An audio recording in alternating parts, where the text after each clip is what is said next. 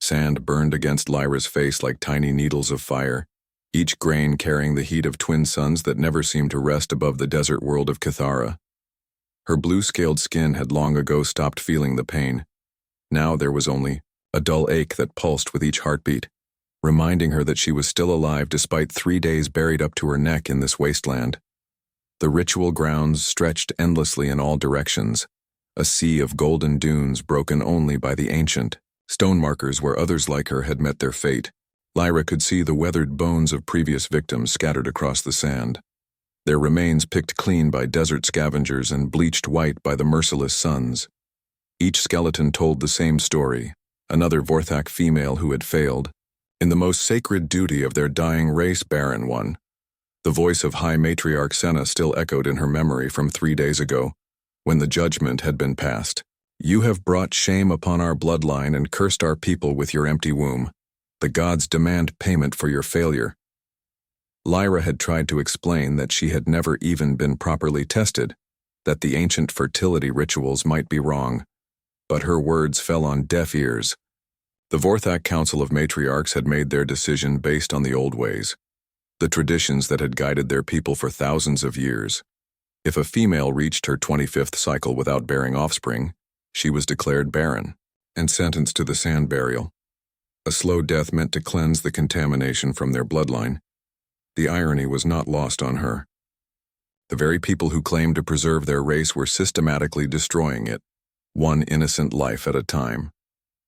Lyra had watched her civilization's population decline year after year, had seen entire cities become ghost towns as families died out. Yet instead of seeking new solutions, the matriarchs clung to their ancient prejudices like drowning swimmers grasping at stones. Her throat felt like crushed glass when she tried to swallow. The small amount of water they had given her before the burial was long gone, evaporated by the heat or absorbed by her dehydrated body. Hallucinations danced at the edges of her vision, mirages of cool water and green gardens that existed only in her dying mind. Sometimes she saw her mother's face, twisted with the shame of having raised a defective daughter. Other times she imagined her sister safe in her fertile glory, raising children who would never know their aunt's name. The desert wind picked up, sending streams of sand across her exposed face. She closed her eyes and tried to remember better times, her childhood in the crystal cities of northern Cathara, before the fertility tests and the constant pressure to mate and reproduce. Back then she had dreamed of becoming a scientist, of studying the strange atmospheric changes that had been plaguing their world. She had wanted to help her people, to find answers to the environmental crisis that everyone whispered about but no one dared address directly.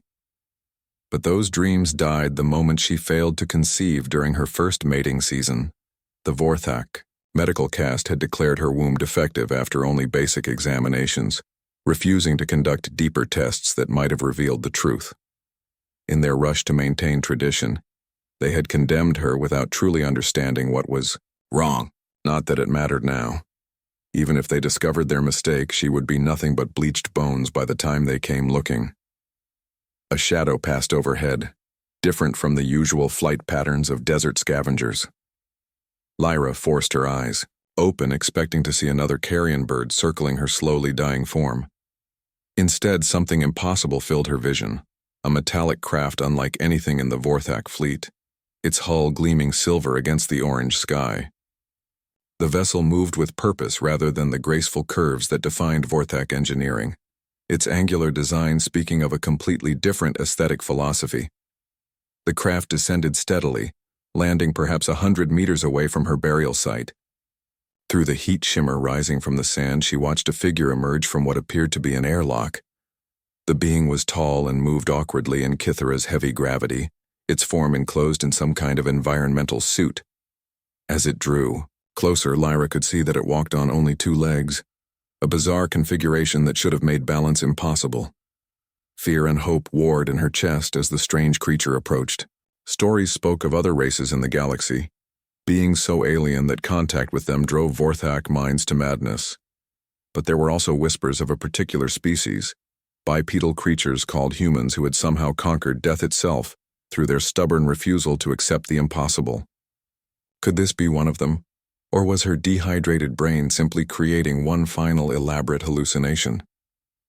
The figure stopped directly in front of her, and she could see her own reflection in the dark visor of its helmet. Its hands, only 5 digits each, she noted with detached fascination, moved to some kind of device attached to its belt.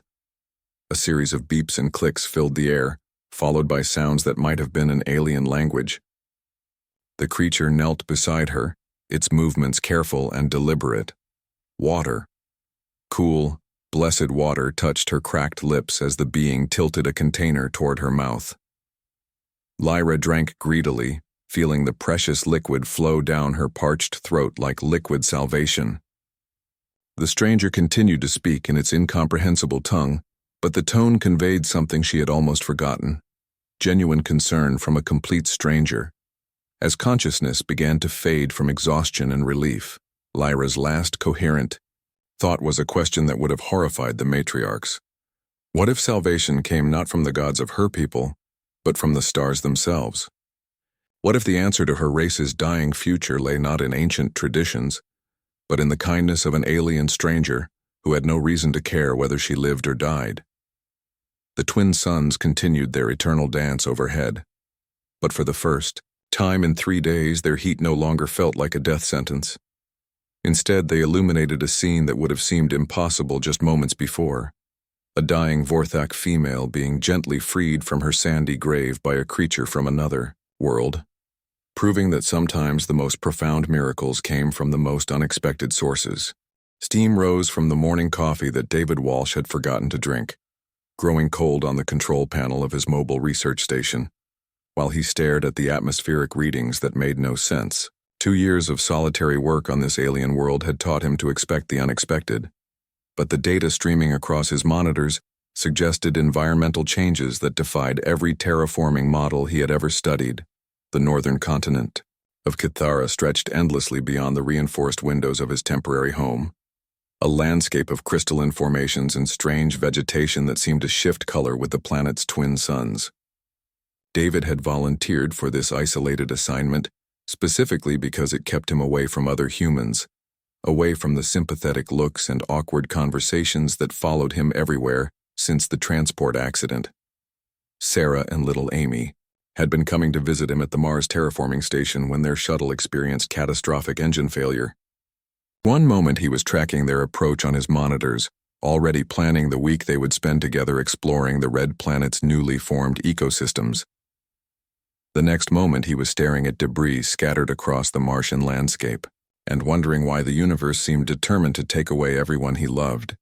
Cathara had seemed like the perfect escape, a world so remote that only automated supply drops connected him to the rest of human civilization. His job was simple enough: study the planet's atmosphere, soil composition, and native biology to determine whether it could support human colonization. The work kept his hands busy and his mind focused on problems that had solutions, unlike the grief that followed him like a shadow. But today something was different. The seismic sensors had detected unusual activity in the desert regions far to the south, patterns that suggested either geological instability or large-scale movement of native life forms. David knew he should file a report and wait for instructions from the Colonial Survey Office, but 2 years of isolation had made him restless for any kind of change in routine. He powered up the atmospheric rover and checked its environmental systems twice before departing. The journey south would take most of the day, carrying him through terrain he had never explored. The rover's tracks left deep impressions in the crystalline sand as he navigated between towering formations that resembled frozen waterfalls made of glass and metal. Hours passed before he reached the source of the seismic readings, a vast desert that stretched to the horizon like an ocean of golden sand. The temperature readings spiked as he entered the wasteland, forcing him to seal the rover's environmental systems completely. Strange stone markers dotted the landscape at regular intervals, their surfaces covered with symbols that his translation software could not interpret. That was when he saw her.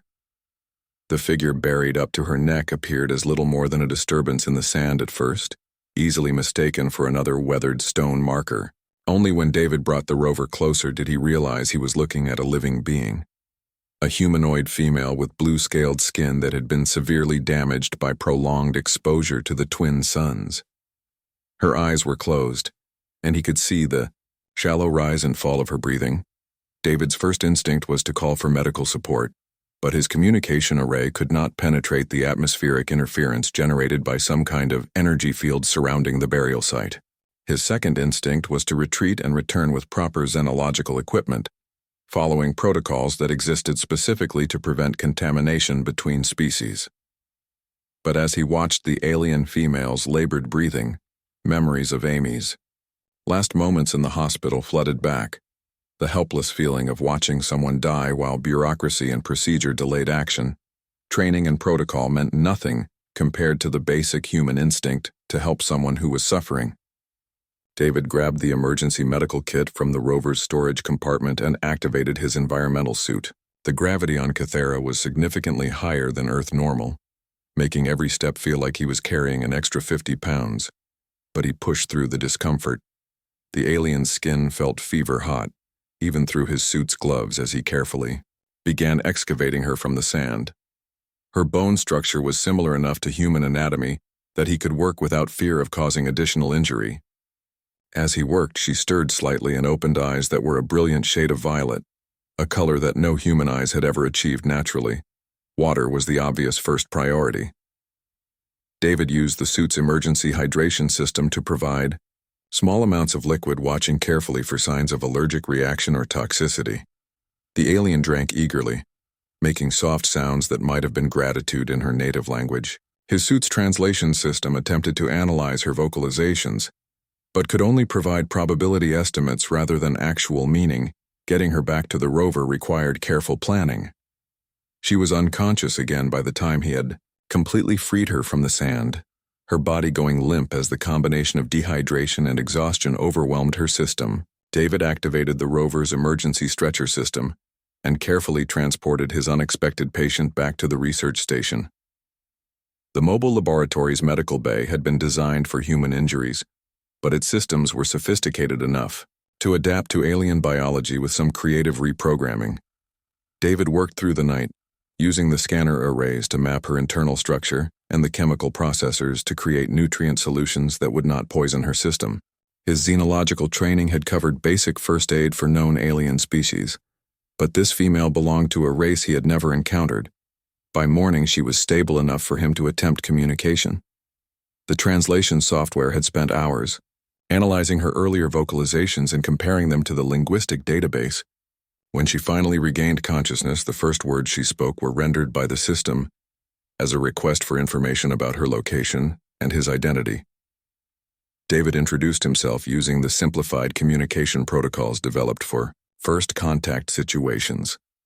He explained that he was human, that he had found her buried in the desert, and that she was now safe in his research station. Her reaction was not what he had expected.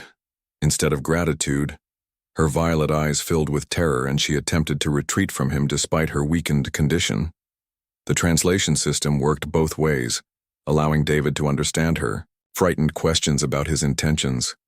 Through fragmented conversation, he learned that her name was Lyra, and that her people knew humans only through fearful rumors. Stories spoke of a warrior race that conquered death through violence and enslaved other species for unknown purposes. She clearly expected him to harm her in some way. David found himself thinking of Amy again, remembering how his daughter had once been terrified of the dark until he showed her that shadows were just the absence of light, not monsters waiting to attack. Patience and kindness had overcome her fears then, and perhaps the same approach would work now. He began the slow process of proving that not all humans were the monsters her people imagined, starting with the simple act of respecting her space and speaking softly. The irony was not lost on him.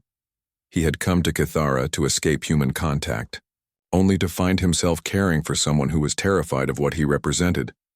Yet for the first time since the accident, David felt like he had a purpose beyond mere survival. This frightened alien female needed his help, and helping her felt like the first meaningful thing he had done in years. 3 weeks had passed since David found Lyra half dead in the desert, and she still flinched whenever he moved too quickly or spoke too loudly. The research station's secondary habitat module had become her refuge, a space he had modified with softer lighting and temperature control suited to her physiology. Yet despite his efforts to make her comfortable, fear remained her constant companion. Lyra spent her days studying David through careful observation, trying to understand this creature who defied everything her people had taught her about humans. The stories whispered in Vorthak settlements spoke of bipedal monsters who conquered worlds through brutal warfare, who enslaved entire civilizations and consumed their resources before moving on to the next target.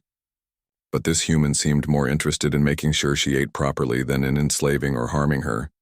The food had been their first major challenge. Vorthak physiology required specific mineral compounds that were toxic to most other species, while human food would have slowly poisoned her system. David had spent days analyzing her biological needs and reprogramming the station's synthesizers to create nutritionally appropriate meals.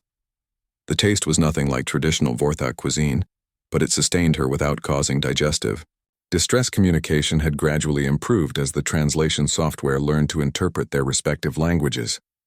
Lyra discovered that David spoke in patterns that seemed designed to comfort rather than intimidate. His voice remained calm and gentle, even when discussing complex technical concepts. When she finally worked up the courage to ask why he had saved her, his response came as a complete shock. "I couldn't just leave you there to die." The translation system rendered his words with an emotional undertone she had not expected. "Where I come from, we have a saying. We judge people by their actions, not by circumstances beyond their control." He paused, staring out at the alien landscape beyond the station's windows. "You were buried in that desert because your people blamed you for something that wasn't your fault. That's not justice, it's cruelty." The concept seemed impossible to Lyra. In Vorthak society, individual worth was measured entirely by contributions to racial survival. A female who could not reproduce was considered worse than dead.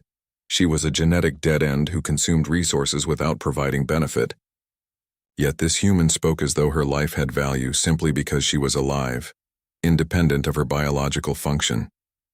David began sharing stories of his own life, speaking of concepts that challenged everything she thought she understood about strength and survival. He described a species that had overcome their own violent tendencies through cooperation rather than domination, who had learned to value individuals based on their character rather than their genetics. Most shocking of all, he spoke of humans who adopted children from other families, other races, even other species, creating bonds of loyalty stronger than blood. "I had a daughter once," he said one evening as they watched Kithara's twin suns set beyond the research station. The translation software conveyed an emotional weight that made Lyra's chest tighten with sympathy. "Amy was 7 years old when she died in a transport accident. She wasn't biologically mine. Sarah and I adopted her when her birth parents couldn't care for her, but she was my daughter in every way that mattered." Lyra struggled to process this information. The idea that someone would voluntarily take responsibility for offspring, not their own, contradicted fundamental Vorthak beliefs about genetic purity and bloodline preservation. Yet the pain in David's voice was unmistakably genuine, proving that these artificial family bonds could create the same emotional connections as biological ones. As her physical strength returned, Lyra began helping David with his research work. Her understanding of Kithara's ecosystems proved invaluable as he attempted to catalog the planet's native species and atmospheric conditions. She could identify edible plants, predict weather patterns, and navigate terrain that would have taken him weeks to map independently. For the first time since her rescue, she felt useful rather than burdensome. Working together revealed fundamental differences in how their species approached problems. Where Vorthak culture emphasized acceptance of divine will and adherence to traditional solutions, humans seemed to view every obstacle as a puzzle to be solved through creative thinking. David's approach to scientific challenges was methodical but flexible. He would test multiple theories simultaneously, rather than committing to a single predetermined path. "Your people buried you for infertility without conducting proper medical examinations," David observed one day while reviewing xenobiological data. "That's like condemning someone for theft before checking whether they actually took anything." Maybe the problem isn't with you. Maybe the problem is with their testing methods. The suggestion that the matriarchs might be wrong about her condition sent shockwaves through Lyra's worldview. She had accepted her barren status as divine judgment, never questioning the ancient rituals used to determine fertility. But David's medical scanners had detected biological systems that the Vorthak tests had completely ignored, reproductive organs that functioned on cycles longer than their traditional diagnostic periods. Even if you were infertile, so what? David continued, his tone growing more passionate. Your worth as a person doesn't depend on your ability to have children. You're intelligent, capable, and kind. Those qualities matter more than any biological function. Lyra found herself experiencing emotions she had never been allowed to feel. Anger at the injustice of her treatment, hope that her life might have meaning beyond reproduction, and something else she could not quite identify. David treated her as an equal partner in their work rather than as a damaged specimen to be pitied. He asked for her opinions, valued her insights, and never made her feel like a burden or charity case. The research station had become a sanctuary where species boundaries meant nothing and individual worth was measured by character rather than biology. Lyra began to understand why humans had become legendary across the galaxy, not because they were warriors or conquerors, but because they possessed an almost supernatural ability to see potential where others saw only failure. But sanctuary could not last forever. The atmospheric sensors had begun detecting Vorthak energy signatures in the southern desert regions, search patterns that suggested organized hunting parties. Someone had discovered that she had not died in the ritual burial site, and they were coming to correct that mistake. The safety David had provided was about to be tested in ways neither of them had imagined. They're looking for me, Lyra said one evening as they watched the scanner displays track distant energy sources. The matriarchs will not allow my survival to go unpunished.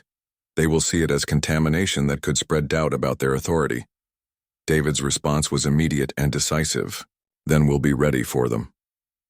The quiet human who had spent 2 years avoiding contact with his own species had found something worth fighting for, not just Lyra's life, but the principle that no one should be condemned for circumstances beyond their control. The lonely father who had failed to save his adopted daughter would not fail again. Smoke still rose from the twisted wreckage of David's research station when he and Lyra returned from their field survey 3 days later. The modular habitat that had become their sanctuary lay scattered across the crystalline landscape like broken toys, its advanced human technology reduced to smoldering debris by weapons that left no trace signature. Even the backup power cores had been surgically destroyed, ensuring nothing useful could be salvaged. Lyra stood frozen among the ruins, her violet eyes reflecting the orange flames that continued to consume what remained of their supplies. In Saoikyo, the center of the destruction, driven deep into the ground like a spear, stood a ceremonial Vorthak war lance decorated with the symbols of the matriarchal guard. Its message was unmistakable. This was not random violence, but a deliberate declaration of intent from High Matriarch Senna herself. They found us faster than I expected, Lyra whispered, her voice barely audible above the crackling flames. The hunters must have been tracking energy signatures from your equipment for weeks. I brought this destruction upon you. I should have left the moment I was strong enough to walk. David surveyed the wreckage with the analytical mind of an engineer, already cataloging what could be recovered and what defensive advantages the terrain might offer. 2 years of solitary terraforming work had taught him to think like a survivor, to see opportunity where others saw only disaster. The attackers had been thorough but not perfect. His emergency cache buried beneath the eastern ridge remained untouched, and the mobile rover had been hidden in a canyon beyond their search pattern. This isn't your fault, he said firmly, placing a reassuring hand on her shoulder. You didn't choose to be born into a society that punishes people for things they can't control, but we can choose how we respond to their hatred. The war lance bore fresh blood along its ceremonial blade, a detail that made David's stomach clench with rage. Someone had died here, probably one of the automated survey drones that he had programmed, with basic defensive protocols. The attackers had destroyed it slowly and deliberately, treating even artificial intelligence as something to be tortured rather than simply disabled.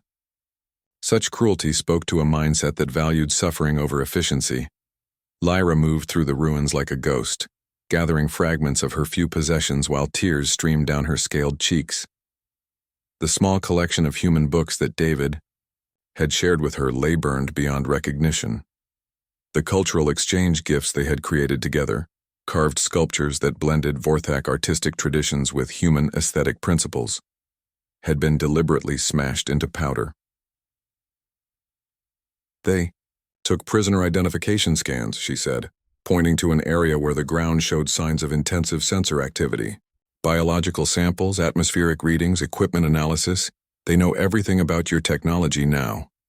The matriarchs will use this information to track any human presence on Kythara. David felt cold anger building in his chest as he realized the implications. His isolated research station had been meant to remain secret from the native population, precisely to avoid this kind of cultural contamination. Now the Vorthak leadership possessed detailed intelligence about human capabilities, defensive systems, and technological vulnerabilities. Worse, they had proven willing to use lethal force against beings they considered inferior. How many hunters would Senna send for someone like you? He asked, already knowing the answer would be more than he wanted to hear. All of them, Lyra replied without hesitation. I represent something she cannot allow to exist, proof that the traditional ways might be wrong. If other Vorthak females see that I survived the desert burial and thrived under alien protection, they might begin questioning their own conditioning. Revolution starts with individual acts of defiance. The strategic situation was becoming clear, and it was not encouraging. David was a single human with limited resources facing an unknown number of hostile aliens on their home territory. His advantages were technological superiority and combat experience drawn from humanity's violent history, but those would only carry him so far against overwhelming numbers. What he needed was intelligence about enemy capabilities and time to prepare proper defensive positions. Tell me about Vorthak military tactics, he said, leading Lyra toward the hidden rover. What weapons do they use? How do they coordinate attacks? What are their weaknesses? As they traveled toward the emergency cache site, Lyra provided a crash course in her people's approach to warfare.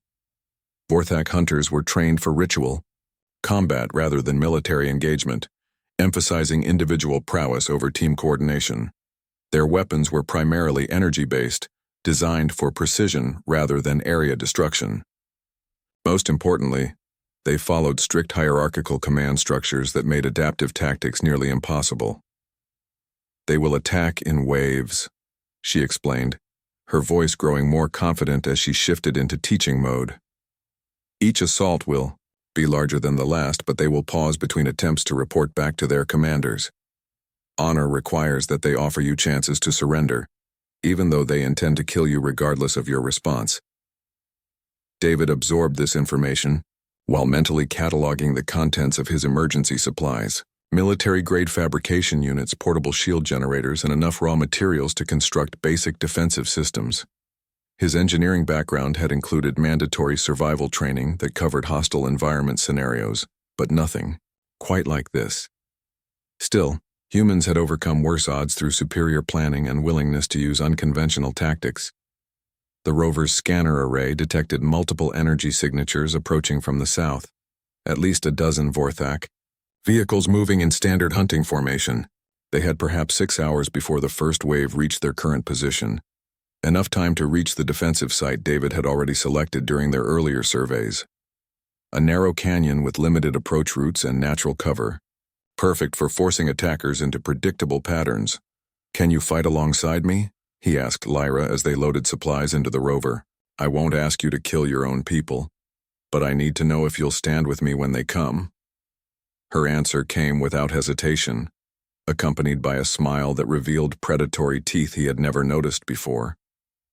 They stopped being my people the moment they buried me in the sand. You gave me back my life when they declared it worthless. I will defend our sanctuary with everything I have. As they raced toward the canyon, David found himself thinking of Amy and Sarah for the first time in weeks without feeling crushing grief. Instead, he felt the fierce protectiveness that had once driven him to work 18-hour days ensuring their safety. Lyra had become his adopted daughter in all but name, and he would not lose another family member to senseless violence. The lonely human engineer was about to remind the galaxy why his species had earned their fearsome reputation. Thunder rolled across the canyon walls as David's improvised atmospheric manipulator sent massive electrical discharges into Cathara's upper atmosphere, creating a distress beacon that would be visible to human ships throughout the entire star system. The device was built from terraforming equipment never intended for military use, but desperation had a way of inspiring creative engineering solutions. Every pulse of energy announced their location to potential rescue forces, and to every Vorthak hunter on the planet. "They're coming," Lyra called from her position on the eastern ridge, where David had installed motion sensors scavenged from his destroyed research station. "I count 47 energy signatures moving through the southern approach, multiple vehicle types, hunting skimmers, assault crawlers, and at least 3 heavy command units." David checked the defensive array one final time, running calculations that would have made his old military instructors proud. The canyon's natural choke points had been enhanced with portable shield generators positioned to create overlapping fields of protection. Explosive charges buried along the approach routes could be triggered remotely to collapse rock formations onto attacking forces. Most importantly, the high ground gave him clear sight lines for the heavy plasma rifle he had assembled from fabricator components. "Remember the plan," he said, his voice carrying across their improvised communication network. "Let the first wave get close enough to see our positions, then fall back to secondary defensive lines. We need them to think they're winning until they commit their heavy units to the narrow passages Lyra had transformed during their 3 days of preparation, her natural agility enhanced by human tactical training that emphasized mobility over traditional Vorthak honor combat. She moved across the rocky terrain like liquid shadow, positioning improvised weapons and gathering intelligence on enemy movements. Her knowledge of Vorthak psychology had proven invaluable in predicting attack patterns and identifying priority targets. The first hunting skimmers appeared at the canyon mouth, moving in the ceremonial formation that announced their intent to offer terms of surrender. David could see their pilots through his scope, young Vorthak males wearing the ritual armor of the matriarchal guard. They had probably never faced actual combat, only the stylized dueling that passed for military training in their society. What they were about to experience would shatter their assumptions about warfare alien-human. The lead pilot's voice echoed from speakers mounted on his vehicle. The translation system rendered his words with appropriate formal dignity. "You harbor a criminal condemned by sacred law. Surrender the barren female called Lyra and we will grant you quick death rather than the slow torment reserved for blasphemers." David's response came in the form of a plasma bolt that vaporized the lead skimmer's communication array. The shot was deliberately non-lethal, a warning that demonstrated both his capability and his restraint.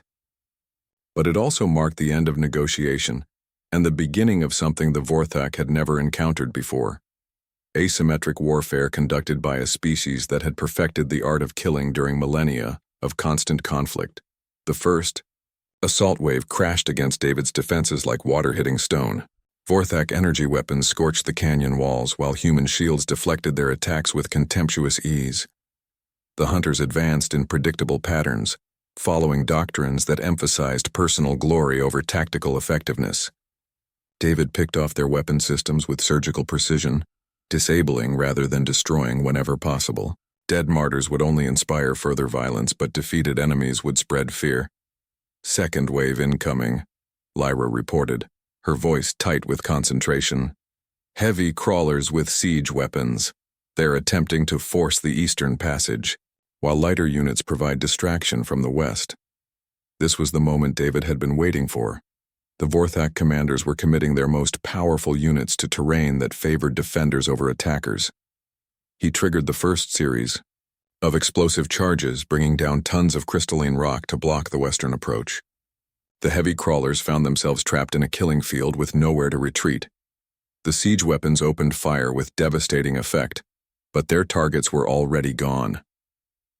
David and Lyra had abandoned their forward positions the moment the explosions began, falling back to predetermined secondary sites that offered better protection and new angles of attack. The canyon that had seemed like a trap for the defenders had become a maze of death for the attackers. They're adapting faster than expected, Lyra called out as enemy forces began spreading through multiple routes simultaneously. Someone with actual military experience must be directing their movements now. David felt a chill of recognition as he observed the new attack patterns. These were not the rigid formations of Vorthak honor combat, but the flexible tactics of a professional soldier. Someone among the hunters had studied human warfare and was applying those lessons against him. The easy victories of the first two waves were about to become much more difficult.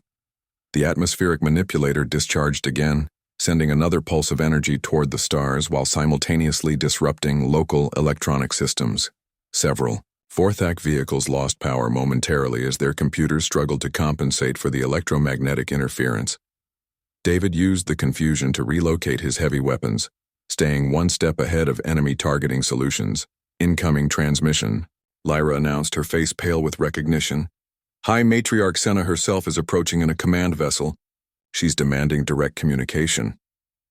The holographic projector that materialized above the canyon floor displayed an imposing Vorthak female whose scales bore the ritual scars of absolute authority. Senna's violet eyes burned with fanatic intensity as she addressed the hidden defenders. I am disappointed, alien. Your species was reported to possess intelligence, yet you protect something that corrupts the natural order.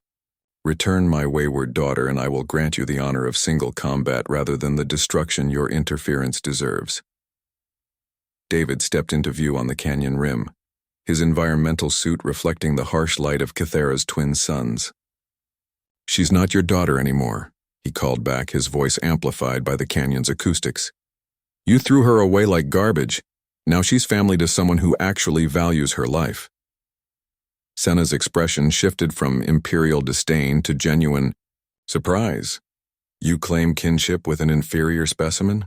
Your kind truly is as twisted as the legends suggest. No matter. I will personally rectify this abomination. The final assault began with overwhelming force as every remaining Vorthak unit converged on the canyon simultaneously. Energy weapons lit up the rocky walls like festival fireworks while siege engines pounded defensive positions into rubble.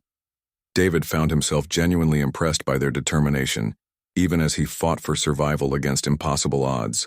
But the atmospheric manipulator had accomplished its primary mission. In the distance, beyond the sound of battle, new energy signatures were descending from orbit. Human ships responding to the distress beacon. The Colonial Defense Force had detected an attack on one of their citizens and was coming with enough firepower to level mountains. Hold position, David whispered into his communicator, watching High Matriarch Senna's personal crawler approach the canyon floor. Help is almost here. Victory felt hollow when measured against the cost of achieving it. High Matriarch Senna lay motionless in the crystalline sand, her ceremonial armor cracked, and her breathing labored after Lyra's desperate final strike. Around them, the canyon floor was littered with disabled Vorthak vehicles and scattered weapons, evidence of a battle that had changed everything for both species involved. The human rescue ships hung in Cathara's orange sky like metal thunderclouds, their weapon systems powered down but still ready for action. Commander Beth Torres of the Colonial Defense Force had arrived expecting to find a standard diplomatic incident, not the aftermath of single combat between an exiled alien and her own people's highest religious authority. Her medical teams worked frantically to stabilize wounded Vorthak hunters while trying to understand what had triggered such violence. Medical analysis complete, reported Dr. Sam Chen, the expedition's xenobiologist, as he looked up from his portable scanner with an expression of amazement. Commander, you need to see these results. The female called Lyra isn't infertile at all. She has a variant reproductive cycle that occurs in less than 1% of the Vorthak population. Their traditional testing methods would never detect it because they only monitor standard biological markers. Lyra knelt beside Senna's fallen form, her violet eyes filled with tears that reflected both grief and vindication. You condemned me for nothing, she whispered in her native language. All the females you buried in the sand, all the lives destroyed by your ignorance. It was never about the gods or divine punishment. It was about fear of change and refusal to question tradition. Senna's eyes focused on Lyra with effort, her voice barely audible through damaged vocal cords. "Impossible," she gasped. "The sacred tests have guided our people for thousands of years. If you speak truth, then I have overseen the murder of countless innocents." David stood watching the exchange while Commander Torres conducted her preliminary investigation. The human military officer was trying to understand how a civilian terraforming engineer had managed to survive against overwhelming odds while protecting an alien refugee. Her questions revealed genuine respect for his tactical abilities and genuine confusion about his motivations. "Why did you risk everything for someone you barely knew?" Torres asked, reviewing the battle recordings captured by his defensive systems. "Standard protocol would have been to contact authorities and let diplomatic channels handle the situation. Instead, you turned this into a war zone. Because sometimes doing the right thing matters more than following rules," David replied, watching. Lyra comforted her dying former leader. She needed help and I was in a position to provide it. That's what humans do. We take care of each other even when each other includes people who don't share our DNA. The revelation about Lyra's true fertility status spread through the surviving Vorthak forces like wildfire, carried by hunters who had witnessed Senna's confession. Many of them had lost sisters, mothers, or daughters to the burial tradition, females condemned as barren without proper medical examination. The foundation of their religious beliefs was cracking under the weight of scientific evidence. Dr. Chen worked with Lyra to establish communication with progressive Vorthak scientists who had long suspected flaws in their fertility testing protocols. Within hours, they had identified dozens of supposedly infertile females who actually possessed the same reproductive variant. The knowledge that their people had been systematically murdering healthy women sparked immediate civil unrest in several Vorthak cities. "We can help," Chen offered, during a three-way conference between Human Command, Vorthak moderates, and traditional hardliners. Human medical technology can provide accurate fertility assessments and treatment options for actual reproductive disorders. We can also assist with environmental restoration if industrial toxins are affecting your birth rates. The offer triggered heated debate among the Vorthak Leadership Council. Accepting human assistance would require admitting that their sacred traditions were not just wrong but actively harmful. Some council members demanded continued resistance to alien influence, while others argued that pride was a luxury their dying civilization could no longer afford. Lyra found herself at the center of these negotiations, serving as translator and cultural bridge between species. Her unique experience as both victim of Vorthak tradition and beneficiary of human compassion gave her perspective that neither side could ignore. She had become living proof that cooperation between races could produce outcomes impossible. For either group alone, I propose something unprecedented, she announced during the final council session. Let us establish a joint research facility where human and Vorthak scientists can work together. We will study fertility, environmental restoration, and cultural exchange.